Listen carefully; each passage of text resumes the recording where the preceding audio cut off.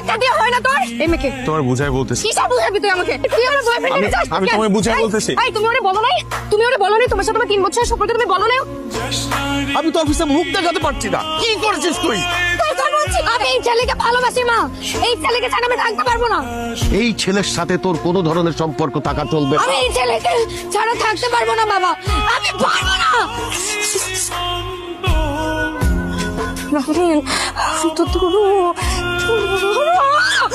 ওই মেয়ের কোনো মান সম্মান আছে নাকি?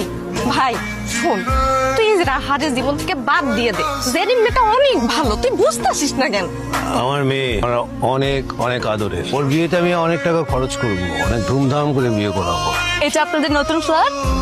ও বাবা, আর তুই রাজি হয়েছে দেখছিস কত সুন্দর বাসা। এই বাসা যদি আমাকে হয় তোর বোনটার খুব ভালো বিয়ে হইব। হ্যালো রাফিন, রাফিন তুমি প্লিজ ফোনটা আমার ধরো না প্লিজ। আই এম সরি, আমার একদম করা উচিত হয় নাই। তুমি আমার ফোনটা ধরো প্লিজ। আর শোনো, তুমি ওই মেয়ের সাথে আর কখনো দেখা করবা না, হ্যাঁ? তুমি আমাকে কল ব্যাক করো, আমরা দুজন কথা বলে আমরা সবকিছু ঠিকঠাক করে নিবো, হ্যাঁ? এই তুমি কে? রাফিন কই? এই রাফিন কই? রাফিন কই? আরে রাফিন কই?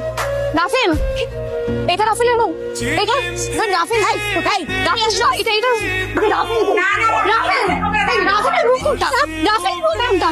রাফিনের রুম কোনটা? রাফিন I'm sorry. তুমি আমাকে আচ্ছা শোনো, তুমি আমার কথা শোনো, তোমাকে মাফ করে দাও। আমার বাচ্চা ঠিক প্লিজ আমাকে মাফ করে দাও। প্লিজ আমাকে মাফ করে দাও, কোনোদিন হবে না। চল হ্যাঁ প্লিজ নিয়ে যান আপনাদের মেয়েকে। আপনাদের মেয়ে আমার হাজবেন্ডের জীবনটাকে একদম হেল বানিয়ে রেখেছে। রাফিন বলো, তুমি সবাইকে বলো যে তুমি আমাকে অনেক ভালোবাসো। প্লিজ রাফিন চুপ করে থেকো না। রাফিন প্লিজ কথা বলো।